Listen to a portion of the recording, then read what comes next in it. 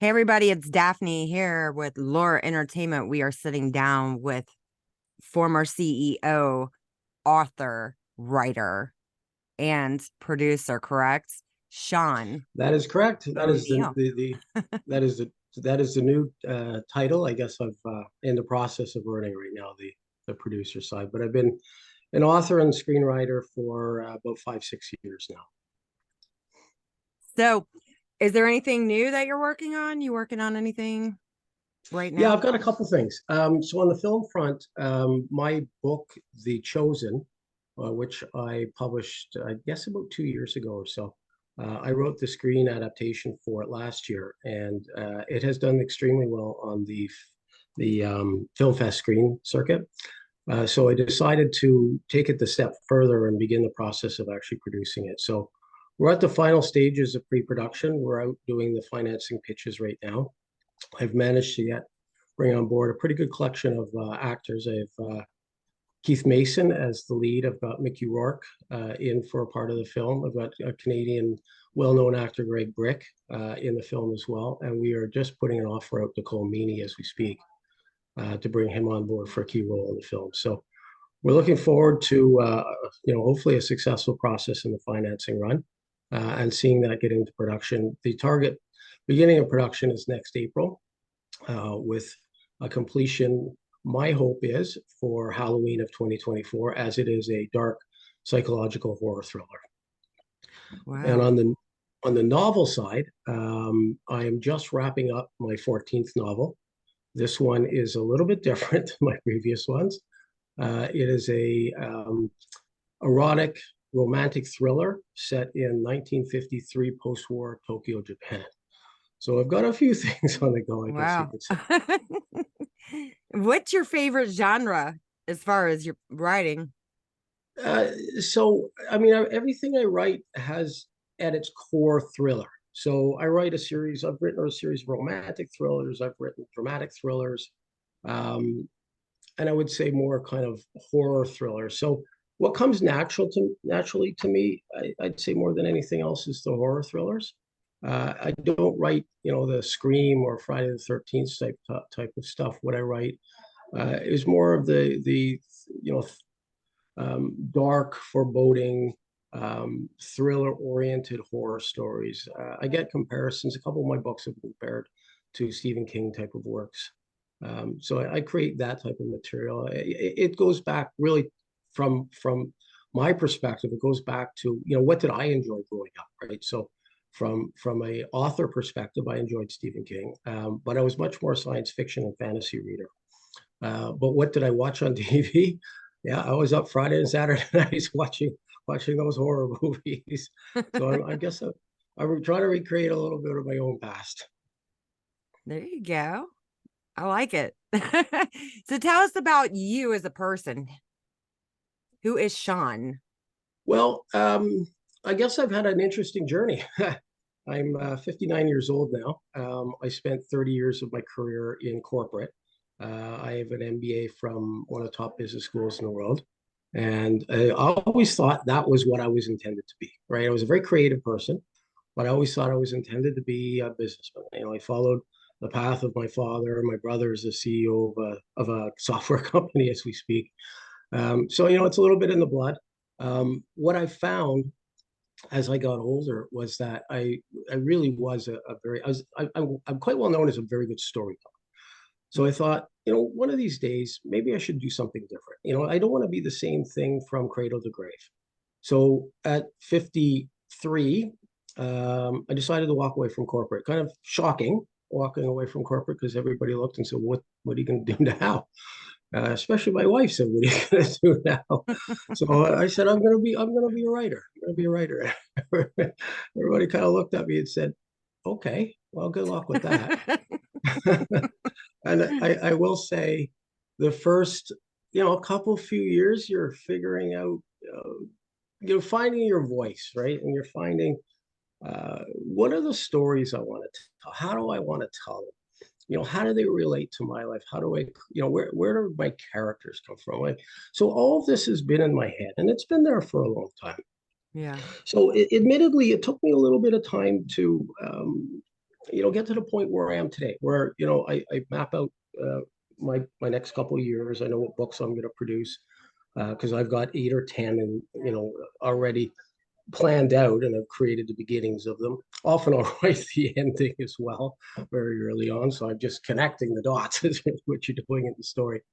And then, as I started garnering success on the writing side, I decided that, I've been a film buff my whole life. Maybe it's time to actually take these great stories. I've got a pretty good following now. I'll take these great stories and turn it into, the movies that I loved watching as I grew up. So I went back to university here in Toronto. I went to Ryerson University, which is very well known for film. So I took the film studies. I didn't decide not to do a full degree, but I took their diploma program, which I'm still in process of doing. But I learned the basics of screenwriting.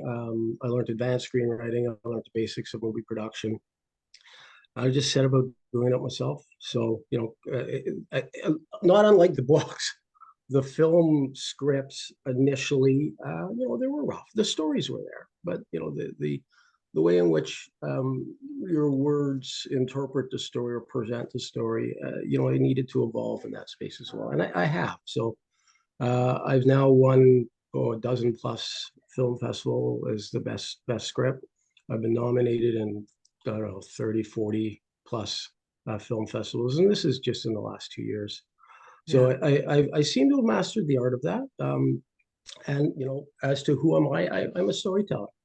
And I've found mediums in which to tell those stories. And I'm not going to lie, I don't make the kind of money I did as a CEO.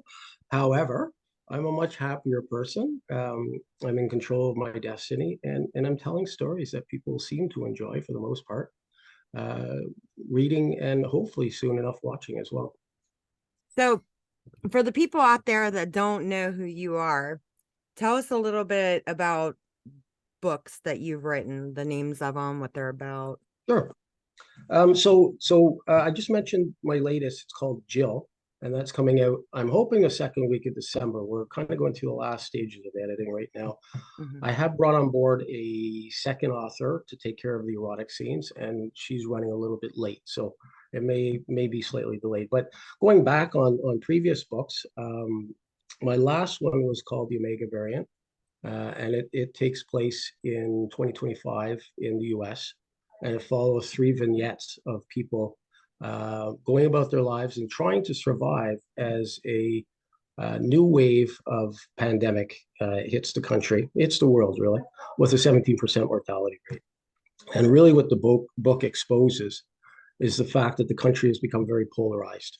And what you see with the challenge of such a horrendous event, it pulls the left and the right even further apart, and the country descends into the initial stages of a full-blown civil war.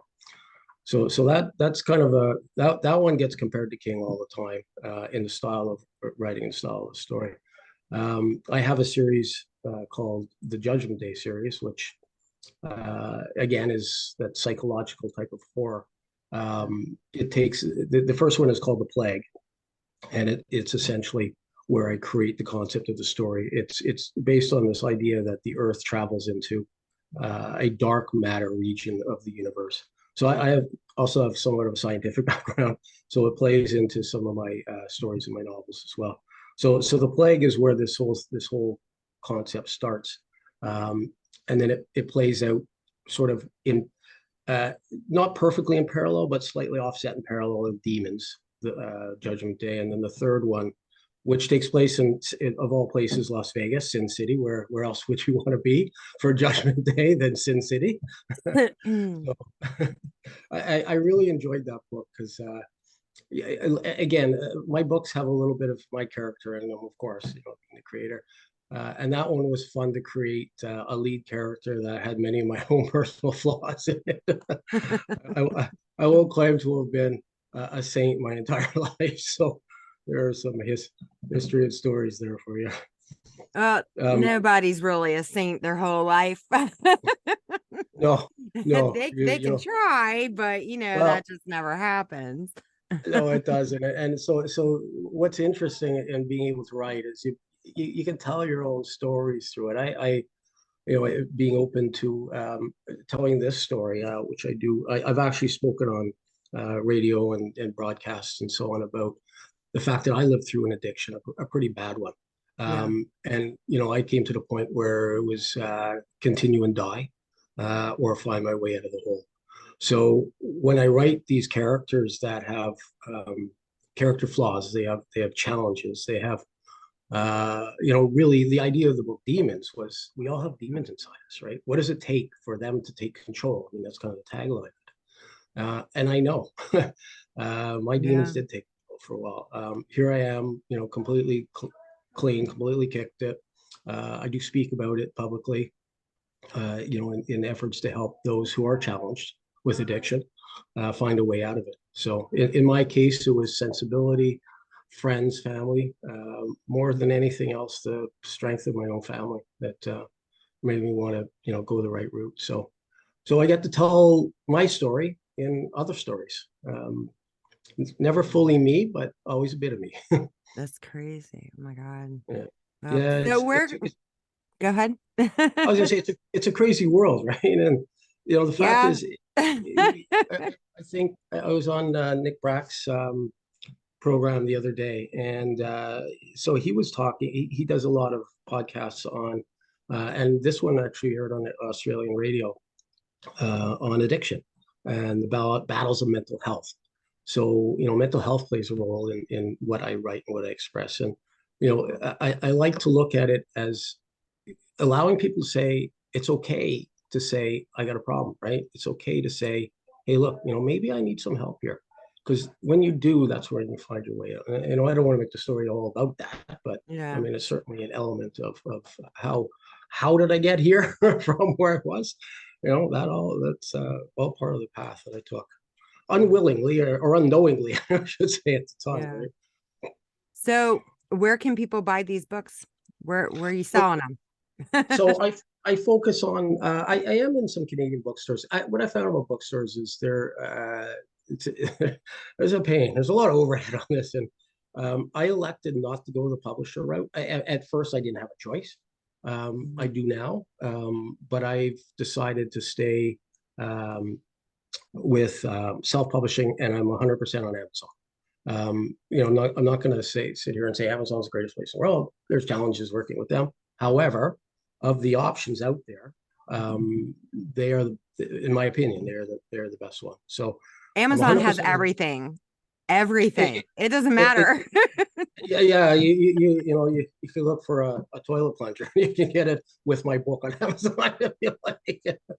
I mean, that place, they've just evolved out of nowhere. You know what I mean? Because they weren't here, Yeah, and then all of a sudden they came here, and then boom, now they have literally everything. There is not one thing you could not get on Amazon. yeah, and quickly, right? Right. Well, sometimes. Yeah, no, you are right, and I'll tell you Sometimes. that when I order my book proofs for a new release, Hmm. that takes a while. I seem to be somewhere down the list of priorities.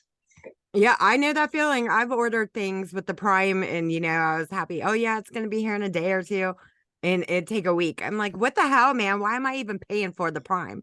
You know, Yeah, you do you have need to to bring buckle me my down stuff.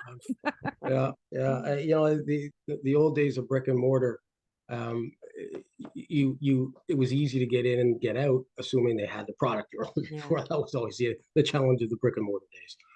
So I do centralize on Amazon for a variety of reasons. If you want to be on Kindle, Amazon makes you solely use Amazon. So I can't be on Kobo, I can't be on Barnes and Noble, so I can be on Kindle. So my sales What about were Audible?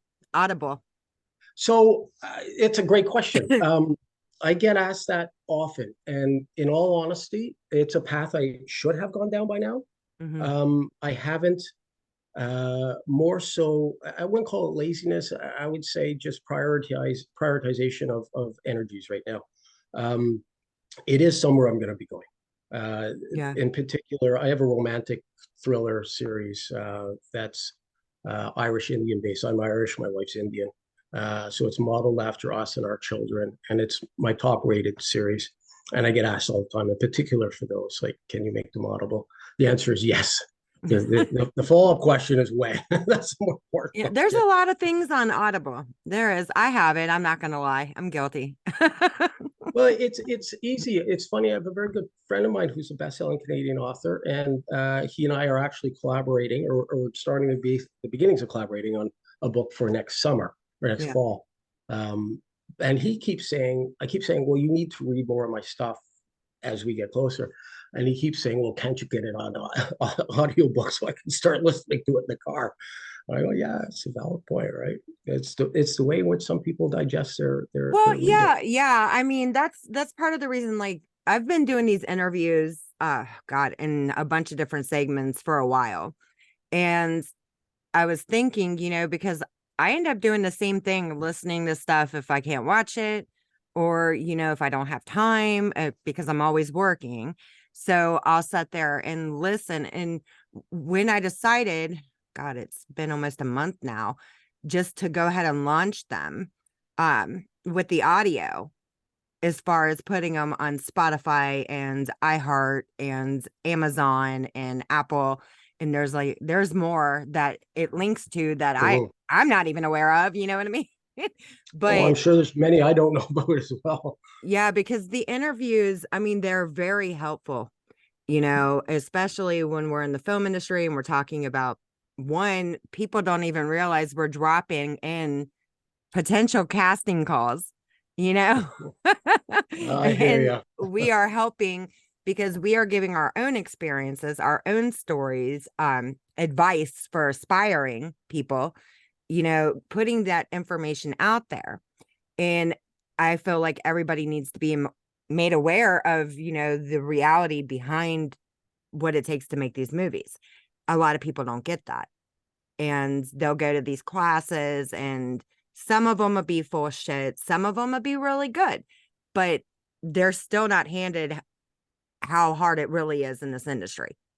It's Yeah, based, it yeah, is. I will tell you, I've gotten as far as I have because I have 30 years of experience behind me. So, Yeah. I'm a former CEO. I've been a senior executive for a number of companies. So I know how to work my way around these things. Mhm. It's a tough, this is the toughest industry I've ever experienced. It's very difficult to get a foothold. Um, there's a lot of who you know, there's a lot of connections, there's a lot of relationships that I'm building. I have my old ones, but they're not that helpful in this world because this is an entirely isolated world, as I've discovered. Now, Mhm. it just makes me want to try harder. I can imagine coming out of film school at 25 years old. You got a tough haul ahead of you. I'll just, in my opinion, I'll just say I that. didn't go to film school. That's the one thing I did not do. I went to 6 years of college for something else. I took 2 years medical, 4 years criminal justice. And that fell through when my youngest daughter was sick and they couldn't figure out what was wrong with her. So Mm. then I had started my own business because you can't fire yourself, Yeah, that's right. and that's what it was coming down to, because I had to keep leaving work to get her from school because they thought she was just sick, and that was not the case. And I had explained this numerous times to these people. And finally, I was just like, I'm just going to start my own business. And I was about to go to police academy. And finally, I'm just like, I can't be away for 36 weeks.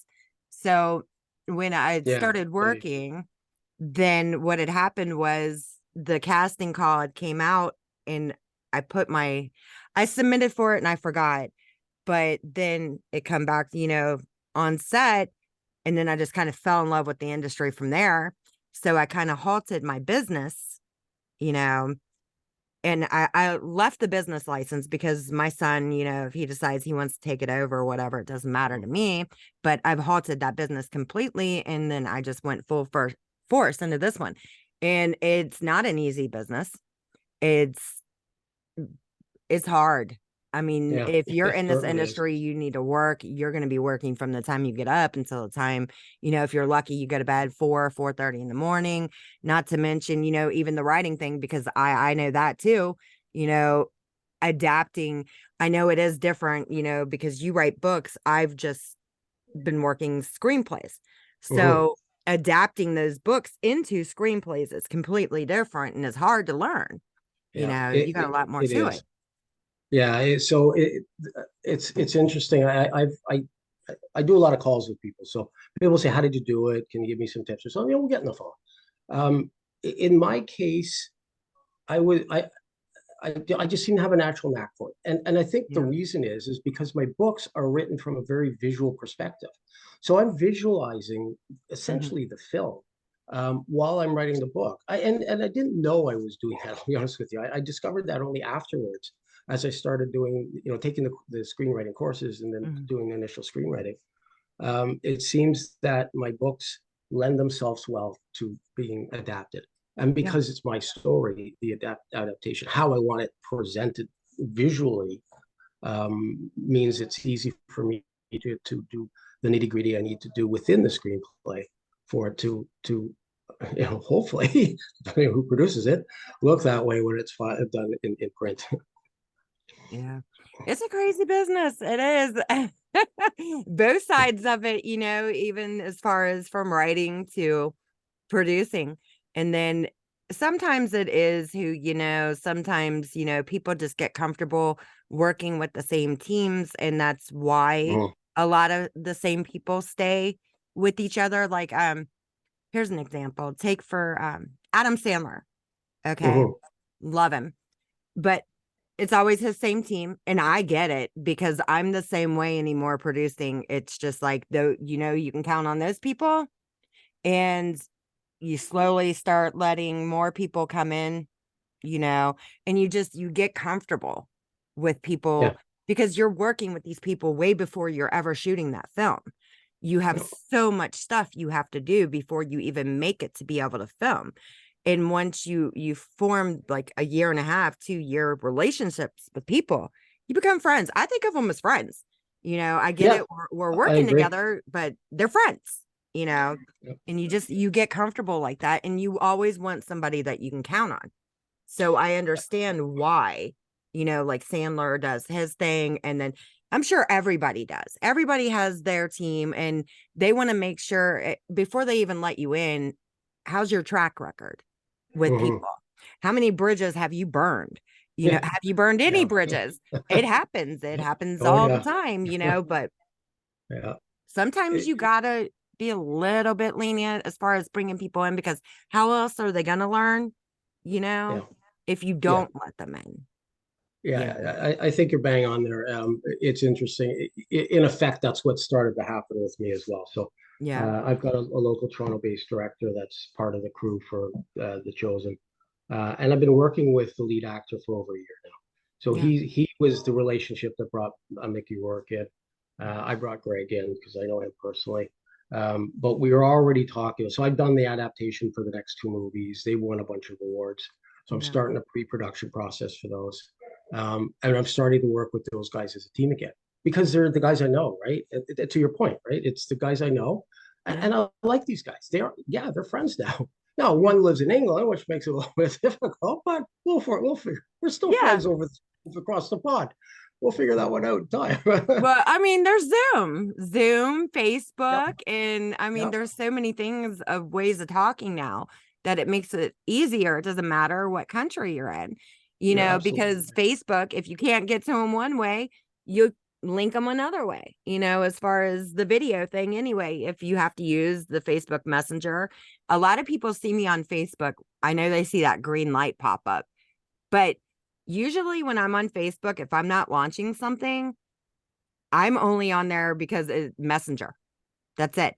And I keep that for Okay, my yeah. kids. And that's the only reason. So if somebody sees me on there, that's what it is. I'm in my Messenger, not Not on trolling, Facebook. you know? Yeah, yeah. I will admit I use Facebook less and less and less these days. I was late to the party with it. Mhm. Found like many that it was easy to get triggered on it and decided that I'm going to stay out of most stuff now. So LinkedIn, all up above board, all positive messaging, all Mhm. community oriented, constructive, helpful. I mean, that reflects who I am. Facebook's a little irritating. Like I used to like Facebook, but Facebook is a little irritating because one, there's just so many haters out in the world, There are. and they are so self-evolved, and it's just ridiculous the kind of, the shit. And then you got to worry about hackers, which I mean, you do that everywhere, but the level of professionalism basically on Facebook is, it's ridiculous Yeah, because I would. there's barely any, and that's Yeah. why a lot of professionals like ourselves have moved to other platforms that I'm not going to name because that's the reason why. Yeah, I agree with you. And I'm so again late to the party with Facebook Yeah. and never really made it anywhere else. So I use Instagram once in a while, mostly to keep contact with my two daughters because they're Mhm. on there. They won't connect with me on Facebook for some reason. I guess they don't want Kids daddy don't. following me. They don't. Mine don't either. Don't feel bad. It's all right. Uh, yeah, so they let my wife in, not me, so I get the updates from her. But LinkedIn is where I spend, probably in terms of online presence, 70-80% of my time. Keith Mason, who's our lead actor in The Chosen, he's a TikTok guy. He's got 1 million followers. Mhm. So from that perspective, it's a great channel to reach out, and we are going to be reaching out to that channel as the film gets closer. But I don't have the patience or stamina to try and or the oh well see well the lack of professionalism to try and build that kind of a network on Yeah, a you our always side. have to stay clear of that. I mean, it's just, I don't know. I think I just get annoyed anymore by the social media. I really do. I don't know why. I used to like it, but you just see so much bullshit. It's It's all always like bullshit. that. Yeah, it's all bullshit now, and it's unfortunate because it's a lot of people can't see truth from bullshit. So it's there, in my opinion, and again, I Mhm. speak to that in some of my books. The destruction of truth and the ramifications of that. So there is no more source of truth. Like somebody can say the sky is green now. You say, well, no, it's blue. No, no, no, it's green. These people have said it's green. Like, wait a Oh second, my God. Yeah, can I it know agree on exactly what you're saying. I have to get on to my daughter, not my youngest one of my older ones, because every single time that girl needs some information, she's like, well, I heard this in my Facebook group, or I heard this. I was like, you can't even believe everything you friggin' pull up on Google because some of that shit is not true. I Yeah, was like, so get it straight, read a book. You might learn yeah, a little bit more than what some of these idiots are telling you, or even what was placed out on Google. Get your facts yeah, yeah. Facts is from a a book. facts is a difficult word these days, and the Oh my reality is God. they want instant uh, gratification, perhaps it's a loose Hmm. term, but they don't want to have to go to a book and read something to find something out. It's easier if I go to Facebook or go to Google. What is this? Blah, blah, blah. And whether I get truth or not doesn't matter. I get an answer. And if I don't have a deeper, richer background in terms of my understanding of the world, of communities, of politics, of business, and so on, then it's easy to be fooled. Now, if I spent 30 plus years Hmm. reading, traveling, listening to people's opinions and stories, it's harder to fool me. Not that it can't be done, but at least I have a background that allows me to say, "Oh, wait a second. I don't know if I that doesn't seem sensible to me, right?" And I think that's what's lost today. It's laziness. And I mean, let, let me give you a for instance. Okay, it was about a week ago, and my daughter was on her calculator um for school, math. And I'm like, what are you doing? And she was like, well, we can use the calculator to figure this out. I was like, what the hell happened to math, man? Back in the day, I swear to God, I come home and this is no shit every day because I was an honor student. So books, stacks of books, this big. And I was doing homework from the time I went in until 1 o'clock in the morning. We had to do it all by hand. And then the math, the way they've Mhm. changed the math now, I mean, say 300 plus 10, 310. Okay, it's not that anymore. It's 3 0 0 0 0 0. You know what I mean? Then you Yeah. minus, and then I'm like, what the hell is that? If you just write the shit on paper, you might figure out the answer. I don't believe Yeah. in that, you know? Yeah. I like, I refer to it as new math. Oh my God. I just, it's not even math. It's some made up bullshit to take up more time because, you know, you could have just told them the answer's 310, you know? Well, I guess they're trying to teach the logic behind it, but there's times in life you don't need the logic behind it. You just Right? need a methodology for doing it. Yeah. It's so crazy. I swear, I don't understand some of, I just don't understand. Me, I'm old school. So I'll tell her, like, you're going to have to learn how to do that. You know, you need to learn regardless of that calculator. I'll take that calculator and smash it with a hammer before I let you use it. Yeah, my kid, it's funny because they'll say, Daddy, what's this divided by this? And boom, comes right up, right? I don't need to look at anything because I spent most of my life doing it like that. Yeah. And they go, well, how did you figure that out? I go, how could you not figure that out? I mean, Right. it's not that hard. Oh God my forbid goodness. that something should happen and that all technology should disappear because they're going to Right. have a hard time. Actually, I wrote a book about that. It's called Love in the Time of EMPs.